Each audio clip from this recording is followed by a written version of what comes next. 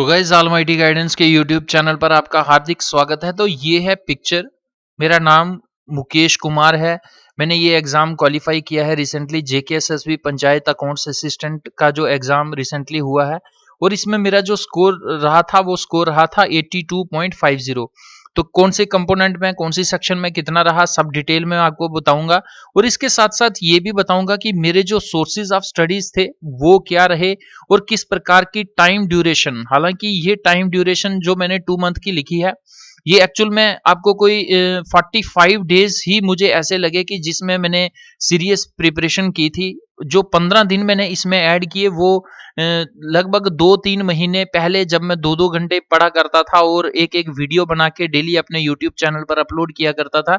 तो वो 2-3 महीने में अगर मैं लगाऊं तो कुल उसका सम अप कुछ 15 दिनों का होगा जो टाइम मैंने अगर मैं कंपेयर करूं इन 45 डेज में दिया है। तो गाइज मेरा जो कुल मिला के टाइम ड्यूरेशन रहा वो यही रहा कि 45 डेज में 6 to 7 आवर्स पर डे जो है वो इफेक्टिव स्टडी रही। तो गाइस किस तरीके से मैंने रैंक 682 लाया है, 82.50 मार्क्स हैं और इसी मार्क के ऊपर 36 कैंडिडेट खड़े हैं। किस प्रकार का कंपटीशन है जे&के में ओपन मेरिट में खासकर, गाइस ये इस वीडियो में हम देखेंगे।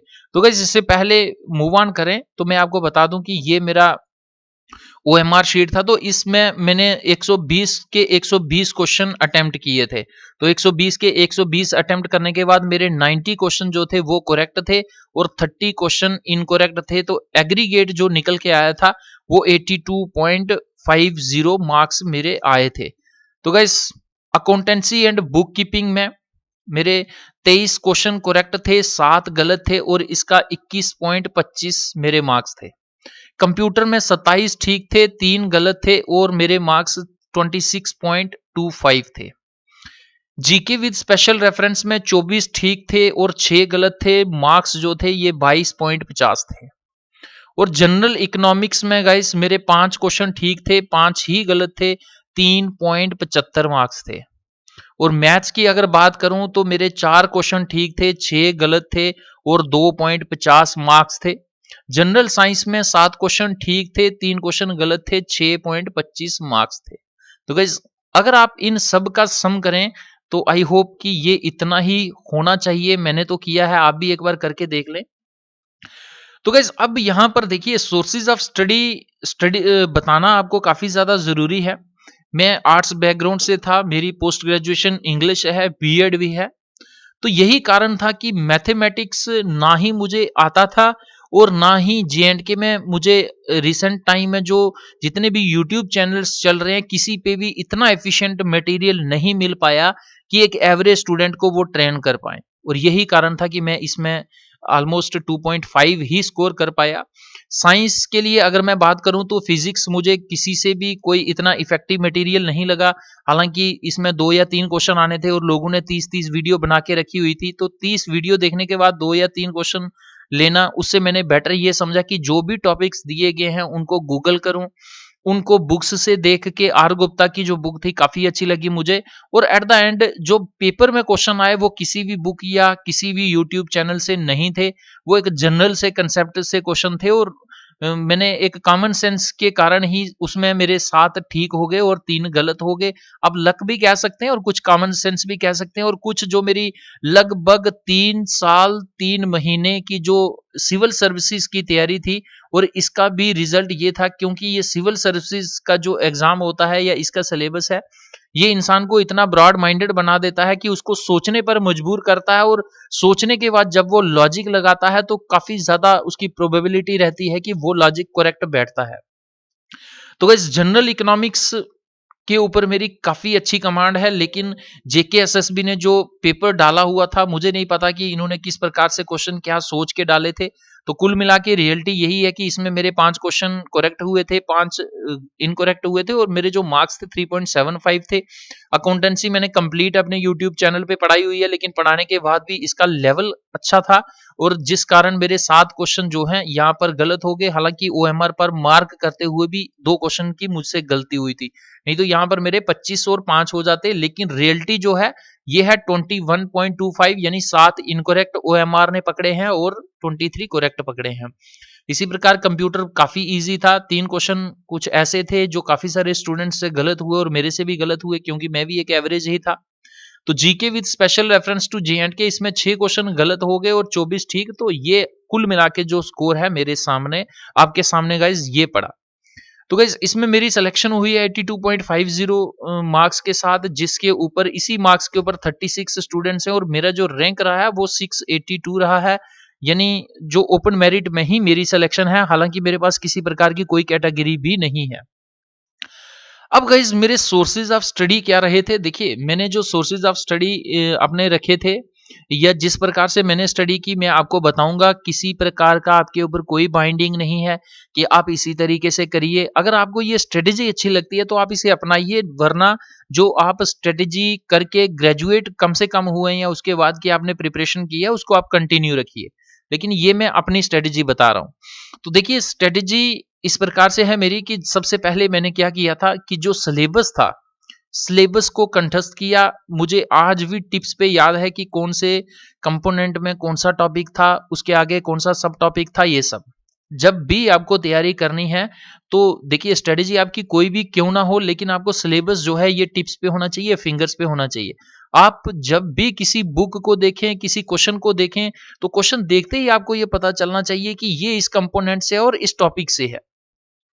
सिलेबस के बाद की जो स्ट्रेटेजी है वो हर एक इंसान की अलग-अलग हो सकती है, या अगर फॉर्च्यूनेटली किसी 2 या 3 लोगों की सेम भी हो सकती है। तो मेरी जो थी, मैंने क्या किया कि मेरे लैपटॉप में इसी में यही लैपटॉप है जिसके ऊपर मैं वीडियो बना रहा हूँ। तो इसमें क्या था कि 2-3 बुक्स थी। एक तो विनोद की मैंने हार्ड कॉपी परचेज़ की थी, आर गुप्ता की भी हार्ड कॉपी परचेज़ की थी। आर गुप्ता की बुक बहुत अच्छी थी, लेकिन विनोद की बुक की जो कंपैटिबिलिटी थी एग्ज़ाम के साथ वो उतनी नहीं थी। तो मैं आपको सजेस्ट करूँगा कि आप विनोद की बुक, अगर इन्होंने पंचायत अकाउंट असिस्टेंट के जैसी ही निकाली हुई है, फिनांस अकाउंट असिस्टेंट के लिए भी या निकाल रहे हैं, तो इसको मत परचेज़ कीजिए। आर गुप्ता की बुक अच्छी है। हालाँकि मैं किसी भी प्रकार का इनको सपोर्ट नहीं कर रहा हूँ। इनका कंटेंट मुझे अच्छा लगा, आप बुक देखने के बाद इसको परचेज़ करिए, नहीं तो आपको पीडीएफ जो है मेरे यूट्यूब चैनल का जो टेलीग्राम ग्रुप है, उस पर भी मिल जाएगा। तो देखिए 2-3 ये बुक्स थी और उसके बाद मैंने क्या स्ट्रेटेजी अपनाई कि मैं सबसे पहले एक कंपोनेंट पकड़ा। उस कंपोनेंट का पहला टॉपिक पकड़ा और गूगल पे उसको सर्च किया। तो देखिए, जब भी आप गूगल पे सर्च करते हैं तो आपके पास अलग-अलग ब्लॉग्स आ जाते हैं कि अलग-अलग साइट्स पे उनकी उसकी इन्फॉर्मेशन जो है वो इंटरनेट पे होती है और गूगल आपको बता देता है। देखिए, मैंने क्या किया, इसको ओपन किया, इसके बाद ओपन इन न्यू टैब किया। तो इस प्रकार से मेरे पास 8-10 टैबें जो थी वो खुल जाती थी हर एक टॉपिक की। तो इसके साथ ये तो टैब्स रही, उसके साथ मैंने क्या किया कि जैसे 6 कंपोनेंट्स थे हमारे, तो 6 ही मैंने नोटबुकें भी लगा ली। ये मेरी स्ट्रैटेजी है, फिर मैं आपको बता रहा हूँ, आपके ऊपर बाइंडिंग नहीं है, अच्छी लगे तो इसे आप अडॉप्ट कर सकते हैं। 6 नोटबुकें लगा ली, तो उसके बाद क्या किया कि जो नोटबुक है उसके फ्रंट साइड पे, जैसे मैं बता रहा हूँ ना कि एक-एक टैब से यहाँ पर खोल के, तो जो भी इन्फॉर्मेशन उस टॉपिक के रिगार्डिंग इस टैब से मिली, इस टैब से मिली, इस टैब से मिली या फिर इसके बाद बुक से मिली, अगर ये कंसेप्ट यहीं पर क्लियर हो गया तो यूट्यूब चैनल की किसी भी वीडियो देखने का कोई फ़ायदा नहीं। अगर यहाँ पे नहीं क्लियर हुआ तो फिर आप वीडियो भी देखिए। तो देखिए, फ्रंट पे ये टॉपिक इन आपने पूरा लिख लिया। तो इस तरीके से करते दूसरा टॉपिक आ गया, तीसरा टॉपिक आ गया, आपके पूरे टॉपिक सारे एक कंपोनेंट के हो गए। इसी तरीके से दूसरा कंपोनेंट हो गया, तीसरा, चौथा, जितने भी होंगे कंपोनेंट वो सिलेबस मेरा कंप्लीट हो गया। गाइस उसके बाद क्या था कि जैसे-जैसे मेरे टॉपिक कंप्लीट हो रहे थे, ऐसे ही टेलीग्राम पर बॉट क्विज़ेज़ काफ़ी ज़्यादा जो हैं वो अलग-अलग ग्रुप्स पे जो आते रहते थे। तो वहाँ से आप कॉपी करके अपने में सेव भी कर सकते हैं, या फिर आप मुझे अगर मैसेज करते हैं व्हाट्सऐप पे, जिसका नंबर है 9419166315। हर एक वीडियो के एंड में भी मैंने दिया हुआ है, तो आप इस पर मुझे मैसेज कर सकते हैं। मैं आपको टेलीग्राम ग्रुप का लिंक भेज दूँगा और वहाँ पर आपको किसी भी टॉपिक के क्वेश्चंस चाहिए हुए तो गाइज़ अराउंड अराउंड 50,000 से ज़्यादा क्वेश्चंस जो हैं मैंने आप कह सकते हैं कि बॉट क्विज़ के माध्यम से इस ग्रुप में लाए थे। हालाँकि मैंने ये अकेले ही काम नहीं किया, जितने भी ग्रुप मेंबर्स हैं सब पार्टिसिपेट करते हैं और काफ़ी सारे ग्रुप मेंबर्स की सिलेक्शन भी हुई है। तो देखिए, जो भी टॉपिक पढ़ा उसके नोट्स बनाए फ्रंट पेज की तरफ, कॉपी का जो फ्रंट पेज है उस पे, और उसके बाद उसके जो बार्ड क्विज या फिर मॉक टेस्ट हमने दिए, तो उसमें से जो नई एडिशनल इंफॉर्मेशन टॉपिक्स के रिलेटेड या उस कंपोनेंट के रिलेटेड मिलती गई, वो नोटबुक के बैक एंड से जो है स्टार डाल के स्टार डाल के उसको लिखते गए। जैसे physical policy is managed by the government of India, तो इसको आप डायरेक्टली अगर किसी टॉपिक में देखेंगे तो हो सकता ना भी हो। हालांकि ये फिजिकल पॉलिसी, ये मॉनेटरी पॉलिसी जो फिनांस अकाउंट असिस्टेंट में है, ये उसमें पंचायत में नहीं थी, जिसको मैंने क्लियर किया है। तो ये यहाँ पर क्या करना है आपको कि इस प्रकार से स्टार डाल के जो भी मिसलेनियस, यानी एट द एंड यही है कि आपको जब भी रिवाइज करना है आप नोटबुक पूरी को रिवाइज करें, फ्रंट से भी और बैक एंड से भी, क्योंकि बैक एंड से कुछ ऐसी इंफॉर्मेशन है जो आपको किसी टेलीग्राम के ग्रुप में मिल रही है, कभी आप न्यूज़पेपर पढ़ रहे हैं तो उसके रिगार्डिंग कोई न्यूज़ आ गई है, जम्मू कश्मीर में कुछ मानिए कोई इलेक्शन कमिश्नर चेंज हो रहा है, जैसे अभी मित्तल जी हमारे जम्मू कश्मीर हाई कोर्ट के चीफ जस्टिस बने हैं, गीता मित्तल को इन्होंने रिप्लेस किया। तो गाइस इसी प्रकार से जो भी इंफॉर्मेशन आपको मिल रही है आप स्टार डाल के, जो मैंने किया हुआ था, अगर आप मेरी स्ट्रेटेजी को अपनाएंगे तो इस प्रकार से कर सकते हैं। और एट द एंड जब आपका एक कंपोनेंट कंप्लीट हो गया, उस कंपोनेंट पूरे के ऊपर भी बार्ड क्विज़ेस बने हुए हैं, जब आपका ये सारा सिलेबस ऑलमोस्ट कंप्लीट हो गया तो ऐसे ही आपकी एग्जाम की डेट भी आ जाएगी। क्योंकि आपको जो स्ट्रेटेजी अपनानी है वो इस तरीके से अपनानी है कि आप एक्सपेक्टेड डेट जो एग्जाम की होगी उससे 15 या 20 दिन पहले ही आपको सिलेबस अपना फिनिश करना, और जो 15-20 दिन होंगे उसमें आपने सारा ये सिलेबस रिवाइज करना, और प्लस मॉक टेस्ट जो है वो काफ़ी ज़्यादा देने हैं, ज़्यादा से ज़्यादा देने हैं, मैटर नहीं करता आपके यहाँ पर मार्क्स कितने आ रहे हैं, अगर आपने ये पूरा सिलेबस अच्छे से किया हुआ है, मिसलिनियस को अच्छे से देखा हुआ है, टेलीग्राम के बॉड क्विज़ेस को अच्छे से प्रिपेयर किया हुआ है, देखा हुआ है, सिर्फ गो थ्रू आई एक प्रकार का आई वॉश नहीं किया हुआ है अगर आपने, तो ये आपके मार्क्स में डेफिनेटली अच्छे मार्क्स आएँगे। तो हालाँकि ये मार्क्स भी जे-एंड-के में मैंने कुछ इस प्रकार के बेकार भी देखे जिनका कोई रेलेवेंस नहीं था एग्ज़ाम में, और काफ़ी सारे जो हमारे नेशनल लेवल के भी कुछ ऐसी वेबसाइट्स या एप्लीकेशंस थी उनके भी मुझे इतने काम के नहीं लगे। लेकिन एट द एंड कहीं न कहीं मॉक टेस्ट चाहे उसमें से एक भी क्वेश्चन एग्ज़ाम में डायरेक्ट या इनडायरेक्ट ना पूछा जाए, लेकिन फिर भी वो एग्ज़ाम के स्ट्रेस को, एग्ज़ाम के प्रेशर को हैंडल करने का तरीका सिखाता है। और एग्ज़ाम आपका 80% नॉलेज का होता है, 20% एग्ज़ाम आपके मेथड कि आप how you are attempting that question paper, कि उस 1 घंटे में आप अटेम्प्ट कैसे दे रहे हैं, ये भी जो है डिफाइन करता है आपकी सिलेक्शन लिस्ट में आपके मेरिट को। तो ये सारी चीज़ें आपको मार्क्स से ही बताएँगे। तो guys at the end marks देने हैं, तो मेरी जो स्ट्रेटजी थी, मैंने सबसे पहले सिलेबस को पकड़ा, सिलेबस को याद किया, कंठस्थ किया, एक-एक टॉपिक को गूगल की अलग-अलग टैब्स से खोल के अपनी नोटबुक्स प्रिपेयर की, फिर उसके बाद टेलीग्राम क्विज़ेज़ काफ़ी सारे दिए, मॉक टेस्ट अराउंड अराउंड 50 से ज़्यादा दिए होंगे मैंने इस सिलेक्शन के लिए। हालाँकि आप अपनी सामर्थ्य देख सकते हैं, अगर आपके पास पॉकेट मनी है या आपने सारा कंटेंट जो है फ्री के यूट्यूब चैनलों से या इस प्रकार से गूगल से पढ़ा हुआ, तो ये 50 मॉक टेस्ट अगर आपके 500-600 के अंडर अंडर अलग-अलग यूट्यूब चैनल्स के या एप्लीकेशंस के मिल भी रहे हैं, तो गाइज़ आपको ये परचेज़ करने चाहिए, क्योंकि एट द एंड अगर आप सिलेक्शन लेते हैं, तो जो फर्स्ट प्रोबेशन है वो तो 30,000 के आस-पास सैलरी है, लेकिन आप 30,000 को मत देखिए, क्योंकि 10 साल के बाद, 15 साल के बाद यही सैलरी आपकी 1 लाख से जब ऊपर हो जाएगी, तो ये आप 400-500 जो खर्च कर रहे हैं, इतना तो आपका चाय का खर्चा हो जाएगा 1-2 दिन का।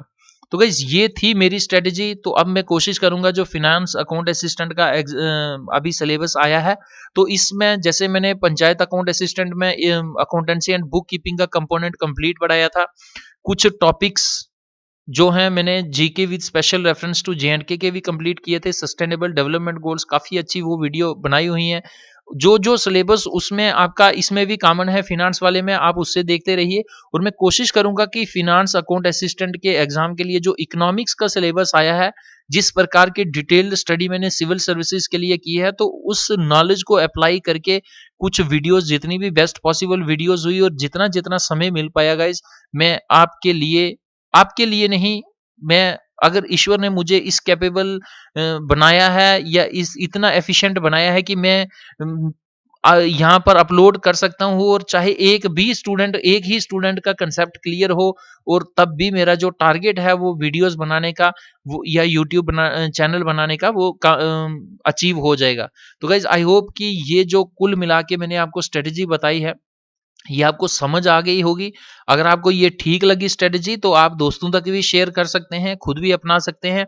अगर आपको लग रहा है कि आपकी स्ट्रैटेजी इस स्ट्रैटेजी से भी बेहतर है, तो गाइस खुदा के वास्ते आप जो न्यू एस्पिरेंट्स हैं या अभी-अभी फ्रेशर्स हैं, उनके साथ स्ट्रेटजी को शेयर कीजिए। उनको ये भी बताइए कि किन-किन टॉपिक्स से क्वेश्चन ज़्यादा आते हैं, किन से कम आते हैं, किस प्रकार की टेस्ट सीरीज़ अटेम्प्ट करनी चाहिए, टेस्ट को कब अटेम्प्ट करना चाहिए, जल्दी में टेस्ट को अटेम्प्ट नहीं करना चाहिए और कोशिश करनी चाहिए कि ज़्यादा से ज़्यादा क्वेश्चंस जो हैं वो अगर आप एक भी ऑप्शन जो है एलिमिनेट कर पा रहे हैं, तो मैं आपको सजेस्ट करूँगा कि आप उस क्वेश्चन को डेफिनिटली करिए, क्योंकि अगर वो क्वेश्चन गलत होता है तो आपका 0.25 कटेगा, लेकिन अगर वो करेक्ट होता है तो यहाँ पर अगर आपने मानिए एक ऑप्शन एलिमिनेट कर दिया, पीछे 3 ऑप्शन आपके पास हैं, तो आपकी जो करेक्ट होने की प्रोबेबिलिटी है वो 0.33% है। और यहाँ पर देखिए ये प्रोबेबिलिटी आपके नेगेटिव मार्क्स से ज़्यादा है, तो आप इसको अटेम्प्ट कीजिए। मैंने जो स्ट्रेटजी अपनाई थी, 120 क्वेश्चन टोटल थे, मैंने 120 के 120 अटेम्प्ट किए। मेरे 90 क्वेश्चन करेक्ट थे और 30 क्वेश्चन जो हैं वो इनकरेक्ट थे और एट द एंड मेरे 82.50 मार्क्स बने हैं और इसी के साथ सिलेक्शन हुई है विद 682 रैंक के साथ। तो गाइज अब नेक्स्ट वीडियो में मिलते हैं इकोनॉमिक्स के सिलेबस के साथ। तब तक के लिए जय हिंद, जय भारत।